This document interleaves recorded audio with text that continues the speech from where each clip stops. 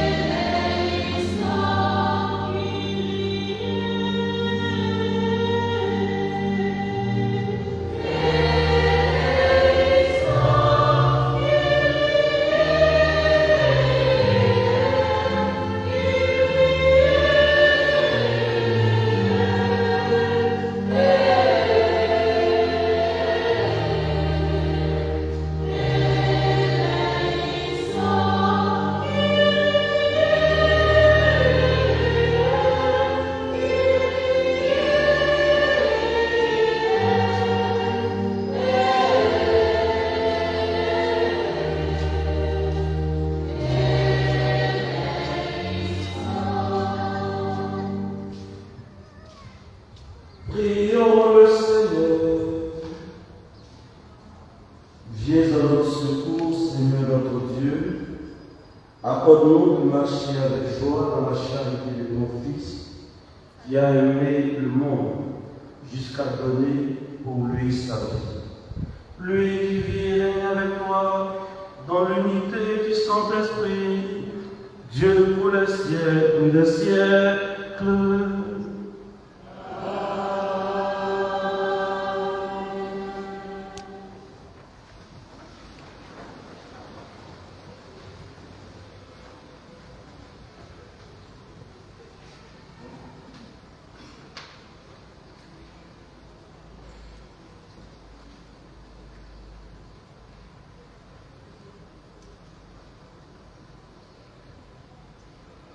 Première lecture.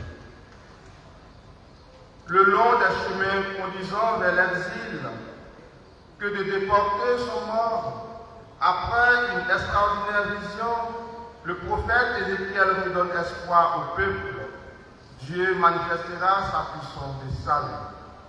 Écoutons-le dans la lecture de son livre, chapitre 37, versets 12 à 14.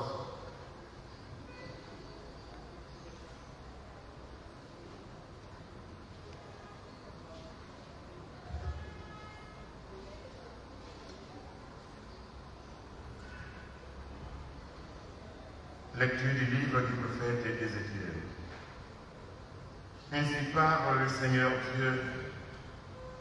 Je vais vous ouvrir vos tombeaux et je vous en ferai remonter, ô mon peuple, et je vous ramènerai sur la terre d'Israël. Vous saurez que je suis le Seigneur. Quand j'ouvrirai vos tombeaux, et vous en ferez remonter, ô mon peuple, je mettrai en vous mon esprit, et vous vivrez. Et je vous donnerai le repos sur votre terre.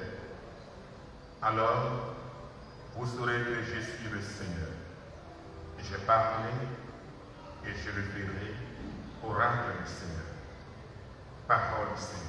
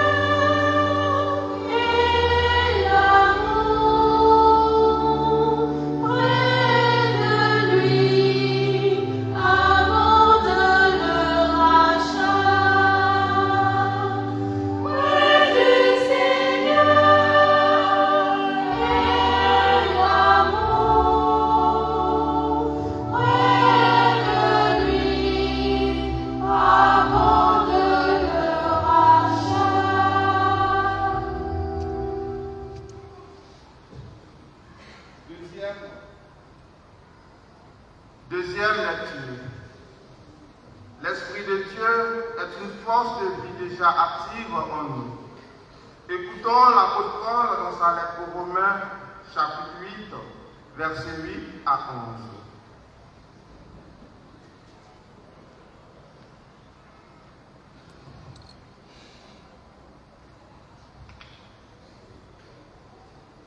Lecture de la lettre de Saint Paul, apôtre aux Romains. Frères, ceux qui sont sous l'emprise de la chair ne peuvent pas plaire à Dieu. Or vous n'êtes pas sous l'emprise de la chair, mais sous celle de l'Esprit, puisque l'Esprit de Dieu habite en vous.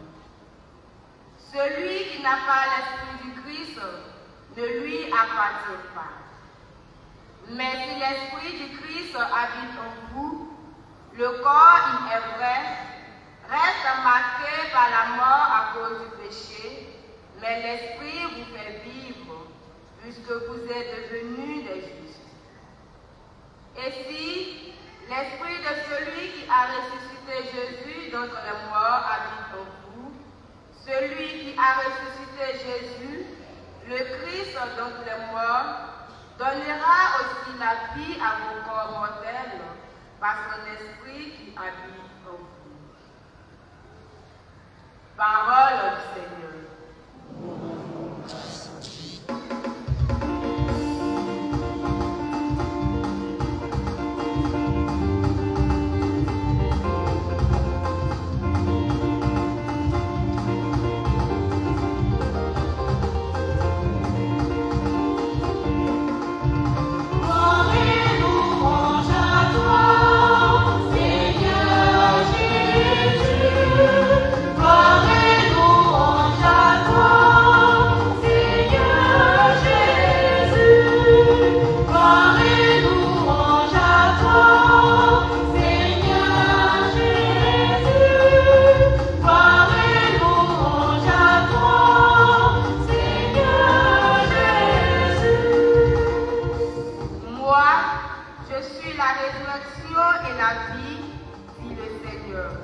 Celui qui croit en moi ne mourra jamais.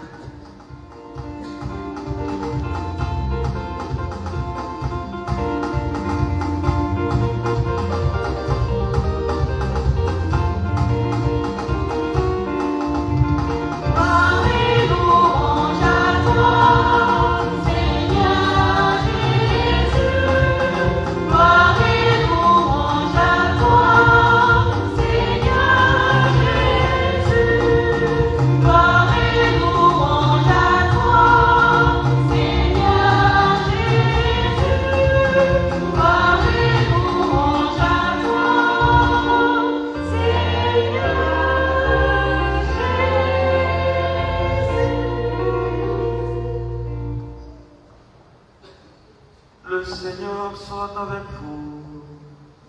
Et avec votre esprit. Bonne nouvelle de Jésus-Christ selon Saint Jean. Gloire à toi, Seigneur. Veuillez vous asseoir. Le texte est scindé en deux. Il y a la lecture longue et la lecture brève. Je vais faire le choix de la lecture brève. En ce temps-là, Marthe et Marie, les deux sœurs de Lazare, envoyaient dire à Jésus: Seigneur, celui que tu aimes est malade. En apprenant cela, Jésus dit: cette maladie ne conduit pas à la mort, elle est pour la gloire de Dieu, afin que par elle, le Fils de Dieu soit glorifié. Jésus aimait Marthe et sa sœur ainsi que Lazare. Quand il apprit que celui-ci était malade, il demeura 2 jours encore à l'endroit où il se trouvait. Puis, après cela, il dit aux disciples: revenons en Judée. À son arrivée, Jésus trouva Lazare au tombeau depuis 4 jours déjà. Lorsque Marthe apprit l'arrivée de Jésus, elle partit à sa rencontre, tandis que Marie restait assise à la maison. Marthe dit à Jésus, Seigneur, si tu avais été ici, mon frère ne serait pas mort. Mais maintenant encore, je le sais, tout ce que tu demanderas à Dieu, Dieu te l'accordera. Jésus lui dit, ton frère ressuscitera. Marthe reprit, je sais qu'il ressuscitera à la résurrection au dernier jour. Jésus lui dit, moi je suis la résurrection et la vie. Celui qui croit en moi, même s'il meurt, vivra. Quiconque vit et croit en moi ne mourra jamais. Crois-tu cela? Elle répondit, oui Seigneur, je le crois. Tu es le Christ, le Fils de Dieu. Tu es celui qui vient dans le monde. Jésus, en son esprit, fut saisi d'émotion et fut bouleversé, et il demanda, où l'avez-vous déposé? Il lui répondit, Seigneur, viens et vois. Alors Jésus se mit à pleurer. Les Juifs disaient, voyez comme il aimait. Mais certains d'entre eux dirent, lui qui a ouvert les yeux de l'aveugle ne pouvait-il pas empêcher Lazare de mourir? Jésus reprit par l'émotion, arriva au tombeau. C'était une grotte fermée par une pierre. Jésus dit, enlevez la pierre. Marthe, la sœur du défunt, lui dit, Seigneur, il sent déjà. C'est le 4e jour qu'il est là. Alors Jésus dit à Marthe, ne te l'ai-je pas dit, si tu crois, tu verras la gloire de Dieu. On enleva donc la pierre. Alors Jésus leva les yeux au ciel et dit, Père, je te rends grâce parce que tu m'as exaucé. Je le savais bien, moi, que tu m'exauces toujours. Mais je le dis à cause de la foule qui m'entoure, afin qu'ils croient que c'est toi qui m'as envoyé. Après cela, il cria d'une voix forte, Lazare, viens dehors. Et le mort sortit, les pieds et les mains liés par des bandelettes, le visage enveloppé d'un ciel. Jésus leur dit, déliez-le et laissez-le aller. Beaucoup de Juifs qui étaient venus auprès de Marie et avaient donc vu ce que Jésus avait fait, crurent en lui. Veuillez voter de vous.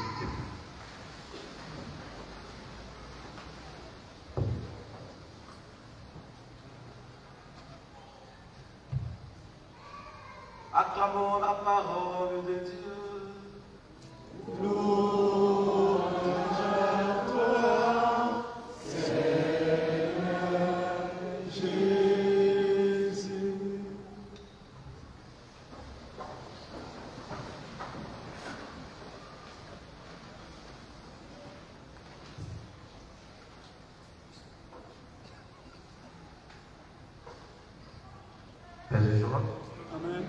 Père de joie.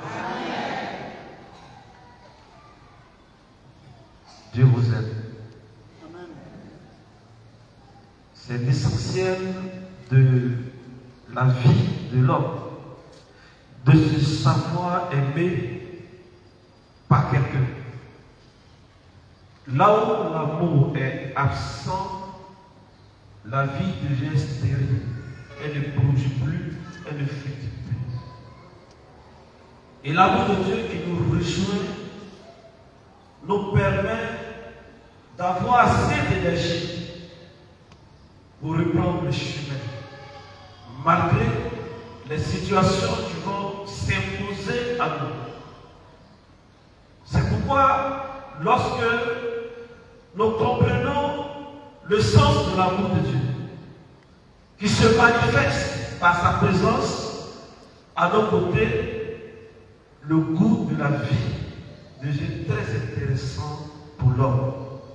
Ça veut dire que la sève nourricière spirituelle va reproduire dans le physique de l'homme, dans ta vie ordinaire, ce que Dieu attend de toi, ce que Dieu veut faire de toi, et tu auras la capacité de surmonter beaucoup de choses.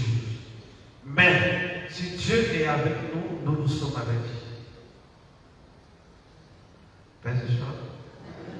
Si Dieu est avec nous, nous en sommes tous convaincus. Mais là encore, ça dépend de là où nous nous situons pour affirmer que Dieu est avec nous. Il y a des situations où on ne comprend pas Dieu. C'est pourquoi les textes de ce jour nous amènent à réfléchir sur plusieurs thèmes. Je veux m'arrêter sur toi. Le silence de Dieu.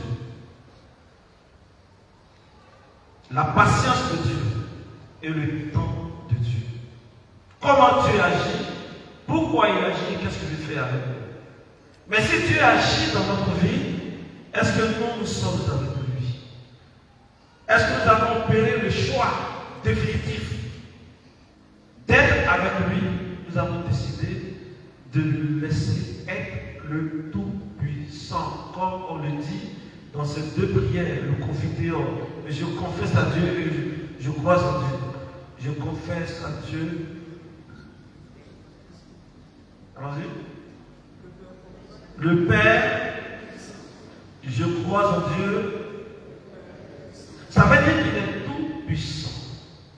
Il n'y a pas de limite dans la puissance de Dieu. Puisqu'il est le Créateur, il est capable de tout réaliser. Parce que nous sommes avec lui. Pour comprendre la parole de Dieu de ce jour, il faut redéfinir ta position avec Dieu. Est-ce que tu es avec lui? Si tu n'es pas avec lui, alors cherche à être avec lui. C'est en cela que le message de ce jour va te rejoindre.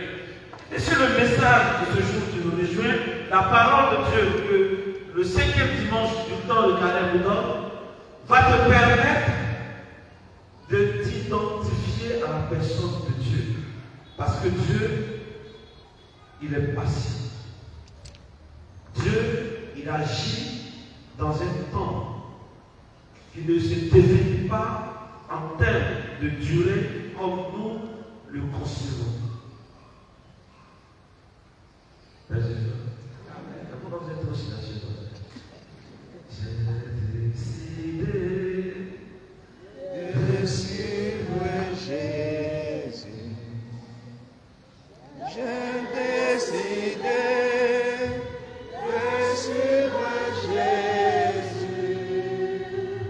J'ai décidé de suivre Jésus. Sans reculer, sans reculer. C'est dans le premier exercice spirituel auquel je te souviens. Pourquoi est-ce que tu vas chanter avec ton cœur? Je vais faire une introduction pour voir est-ce que tu es avec lui. Est-ce que tu as fait le choix radical, définitif? Parce que Dieu nous aime, mais est-ce que nous l'aimons?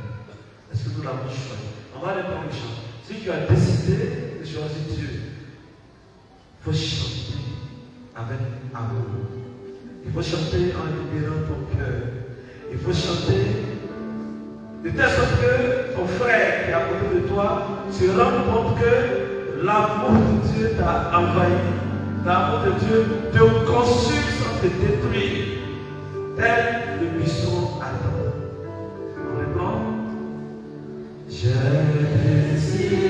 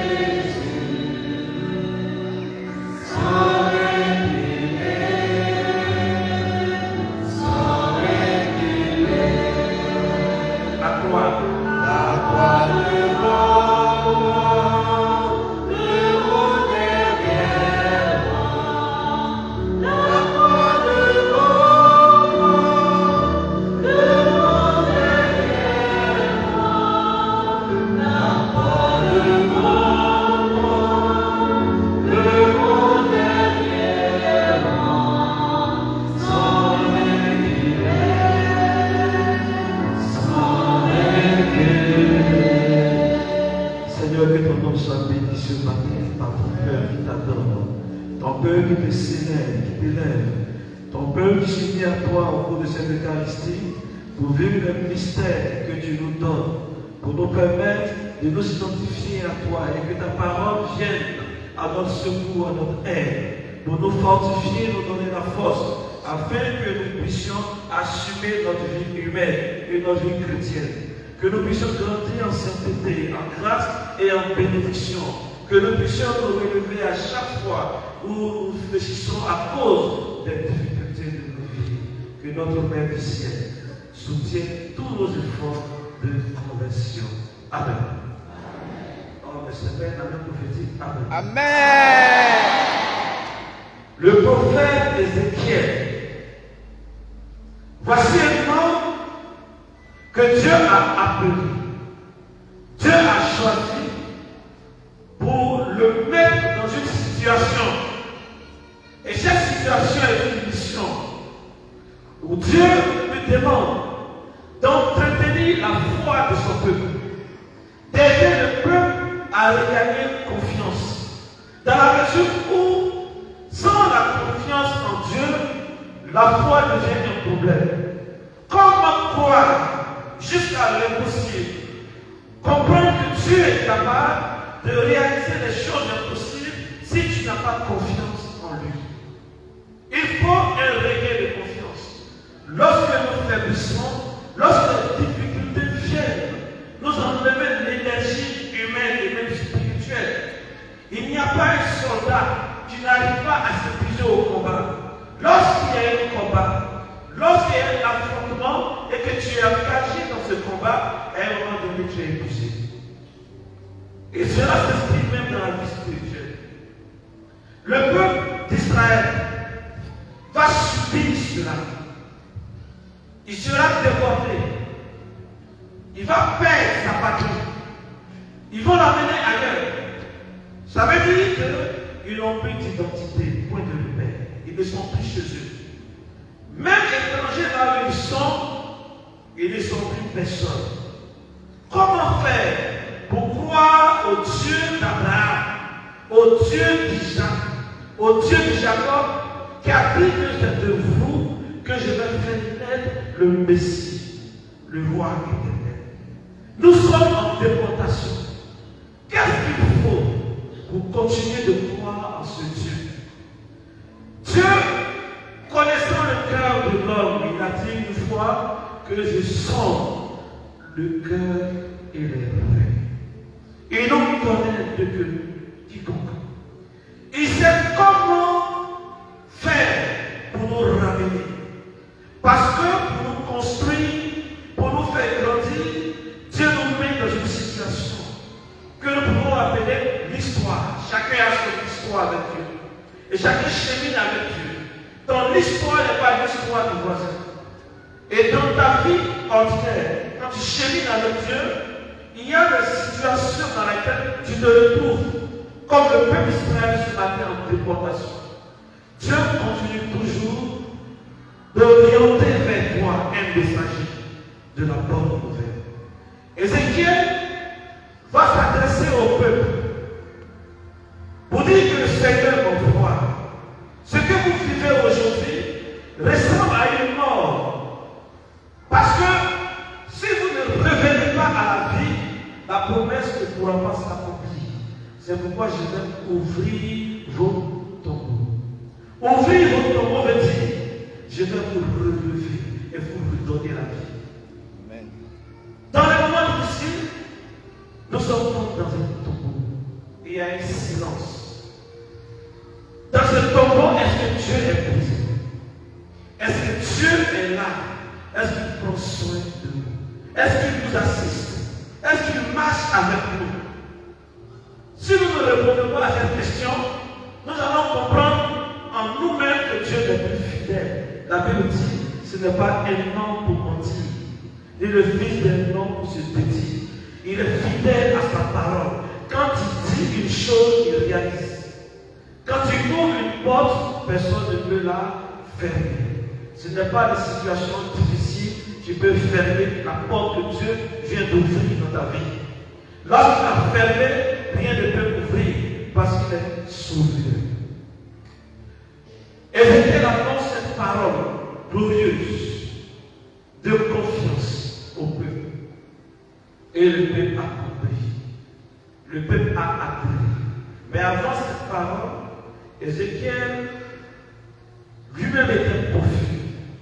Et Dieu va lui montrer quelque chose, un songe, les ossements desséchés. Dieu va lui dire, il faut souffler, il faut faire ça. Les ossements desséchés. Ézéchiel se rend compte que Dieu est capable de donner à la vie à ce qui est mort, à ce qui est endormi. Et Dieu va lui dire, ce que tu viens de voir, c'est comme ça que je vais agir dans la vie de mon peuple. C'est pourquoi il ne faut jamais baisser les bras. Il faut toujours savoir en qui nous croyons et qu'est-ce qu'il est capable de faire. Dans la deuxième lecture, je mettrai en vous mon esprit, comme ce qu'il a dit à Ézéchiel. Mais quand tu mets l'esprit en nous, la conclusion c'est quoi? La conséquence c'est que vous vivez. L'esprit nous donne la vie. L'esprit nous permet de tenir debout, de fixer le regard de Dieu, de voir comment Dieu veut nous conduire et d'accepter de le suivre. Père de joie. Père de joie. Est-ce qu'il y a quelqu'un dans l'église ici? Tu peux faire ça pour moi? Que Dieu te bénisse. L'histoire de Lazare s'inscrit dans la même dynamique que le peuple d'Israël. Lazare était dans le tombeau. Ce que Dieu veut faire avec toi ne dépend pas de ce que toi tu penses. Ce que Dieu veut réaliser avec toi ne dépend pas de ce que toi tu veux. Quel est le projet de Dieu sur ma vie et dans ma vie? Lorsque nous lisons le livre du prophète Isaïe, on comprend bien que Dieu va préciser les choses pour dire à l'homme, tu es homme, je suis Dieu. Vos chemins, que Dieu n'était plus là. Or, il était présent. À quel moment, je vous pose la question, vous sentez la présence de Dieu dans votre vie? À quel moment vous sentez la présence de Dieu? Parce que quand tu es en bonne santé, quand tu manges bien, quand tu n'as pas de problème, on griffe. Quand tout va pour le mieux, c'est là que je dis que Dieu est présent. Mais est-ce qu'on a besoin d'être chrétien ou bien? Tu penses que Dieu ne t'aime pas? Que le Christ ne t'aime pas? Il t'aime. Il ne faut pas le limiter à ta situation actuelle. La Bible a précisé qu'il aimait Lazare. Il aimait la famille de Lazare. Pourquoi a-t-il? C'est pourquoi Abraham dit la prophétie, même si elle tarde, patiente, elle s'accomplira certainement. Parce que c'est Dieu qui a décidé de faire. Amen. Et il a pris du temps. Parce qu'il savait que Dieu devait se glorifier à partir de Lazare. Lazare devait un tremplin, un moyen par lequel le nom de Dieu devait se manifester. Qui t'a dit que le problème que tu vis n'est pas un moyen par lequel Dieu va susciter la foi dans la vie des gens? Pourquoi arrêter d'avoir confiance en Dieu, baisser les bras? Pourquoi faiblir? Ne plus suivre le Seigneur, ne plus s'engager activement comme Dieu est là. Alors nous étions dans la peau de Marthe. Elle a perdu son frère, ça fait 4 jours. Jésus venait régulièrement là-bas. Il mangeait avec eux. Il causait bien avec Lazare, c'était son ami. Imaginez un peu la douleur qu'elle avait en disant cela à Jésus. Si tu avais été là, ça veut dire qu'il était absent. À quel moment tu sens ce que Dieu est pour toi et ce qu'il veut accomplir avec toi? Si tu avais été là, mon frère ne serait pas. Alors Jésus va profiter pour faire une catéchèse à Marthe. Elle n'avait pas encore compris que Jésus était capable comme Ézéchiel nous l'a dit, à partir des ossements desséchés, de donner la vie à vos corps mortels. J'ouvrirai votre tombeau et je vous en ferai sortir. Quand elle a parlé, il va lui sortir une phrase. Ne t'ai-je pas dit? Si tu vois, tu verras la gloire de Dieu. Voici le souvenir de la foi. Ne t'ai-je pas dit?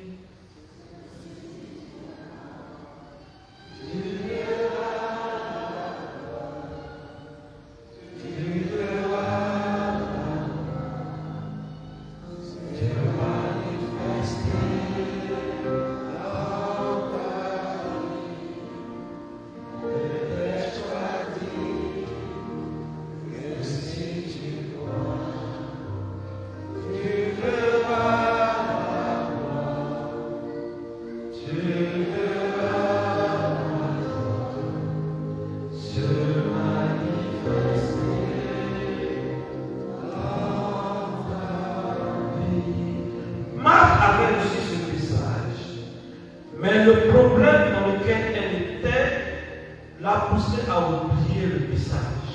Et Jésus va lui rappeler ça. Ne t'ai-je pas dit que si tu crois, tu verras ma gloire? Ça veut dire que par la foi, nous rendons Dieu présent dans notre vie. Dieu est là. Mais pour qu'il puisse agir avec nous, en nous, nous devons avoir confiance en lui. Nous abandonner à lui. Le laisser être tout en nous. Tout à nous. Quand ils ont ouvert le tombeau, qu'est-ce qu'il a dit?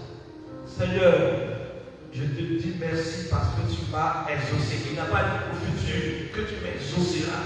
Parce que tu m'as exaucé. Quand il décide d'accomplir quelque chose, il le fait. C'est pourquoi la patience de Dieu doit nous interpeller. Lorsque Dieu est patient face à une situation que nous vivons, nous devons comprendre que Dieu lui-même veut nous conduire quelque part. Où veut Dieu nous conduire?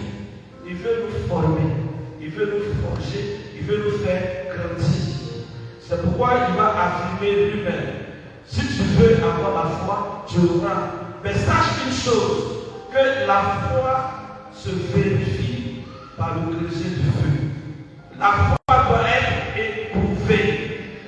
La foi, elle est éprouvée pour te permettre de grandir et de saisir les mystères de Dieu. Au fur et à mesure que tu grandis dans la foi, Dieu te fait comprendre les étapes de la vie spirituelle. Ouvrez le tombeau. Tous ceux qui étaient là regardaient. Lazare vient dehors. Lazare est sorti. Lazare est sorti. C'est pourquoi la parole de Dieu, en nous interpellant, nous invite à ne pas rendre Dieu silencieux. Parce qu'il n'est pas silencieux. Il nous parle. Il nous interpelle. Et il nous observe pour que nous puissions grandir. Ça ressemble à un enfant que Yawa et Mélène avait à l'école, son enfant. L'enfant vient avec un sujet, un exercice. Si lui il passe son temps à traiter d'exercices pour l'enfant, est-ce que l'enfant serait intelligent? Les enseignants, est-ce que l'enfant serait intelligent? Qu'est-ce qu'il fait? Il donne des orientations à l'enfant et puis il l'observe. Le fait de l'observer ne veut pas dire qu'il ne s'intéresse pas à la vie scolaire de l'enfant. Il y a des choses que l'enfant doit faire lui-même pour grandir en intelligence. Et le père est là qui observe. En observant, c'est un accompagnement. Il est avancé. Là où l'enfant est bloqué, il ne peut plus avancer. Le père vient, fait ça, et il se met à côté, il le regarde sans le quitter. Dieu est toujours présent dans notre vie. Ne cherchons pas un endroit où le localiser dans notre cœur. Il chemine avec nous. Ce sont les problèmes qui font que nous oublions qu'il est avec nous. Ne t'ai-je pas dit que si tu crois, tu verras la gloire de Dieu. La foi te transporte.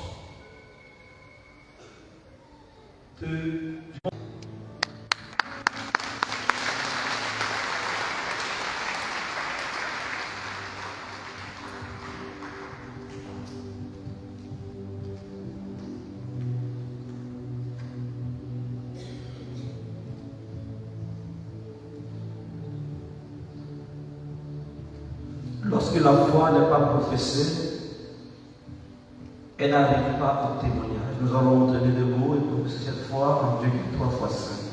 Je crois en un seul Dieu.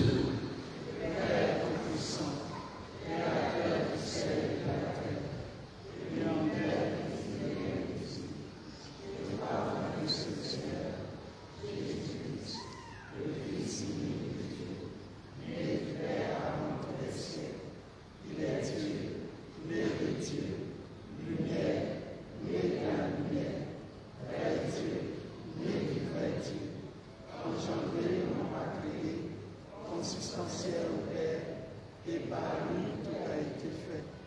Pour nous les hommes et pour notre salut, il descendit du ciel. Par l'Esprit Saint, il a pris chair de la Vierge Marie et s'est fait homme. Crucifié pour nous sous Ponce Pilate, il souffrit sa passion et fut mis au tombeau. Il ressuscita le 3e jour, conformément aux Écritures, et il monta au ciel.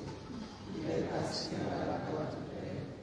Il reviendra dans la gloire pour juger les vivants et les morts, et son règne n'aura pas de fin. Je crois en l'Esprit Saint, qui est Seigneur et qui donne la vie. Il procède du Père et du Fils. Avec le Père et le Fils, il reçoit même adoration et même gloire. Il a parlé par les prophètes. Je crois en l'Église, une, sainte, catholique et apostolique. Je reconnais et se rappelle pour le pardon C'est du Saint.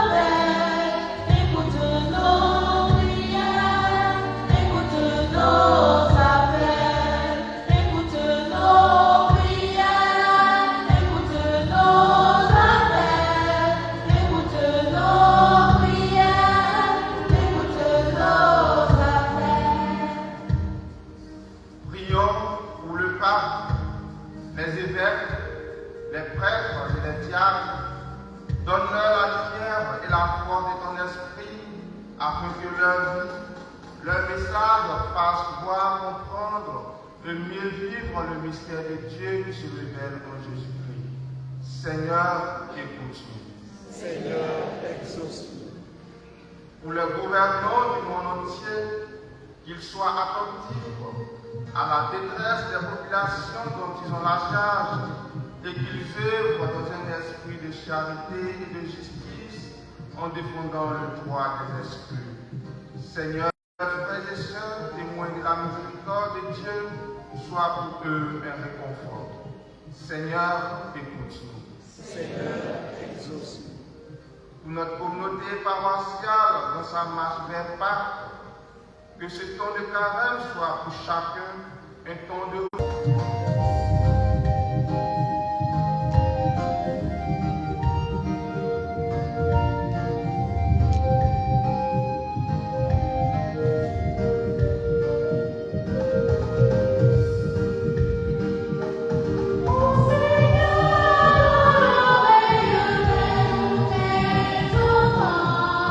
Oh,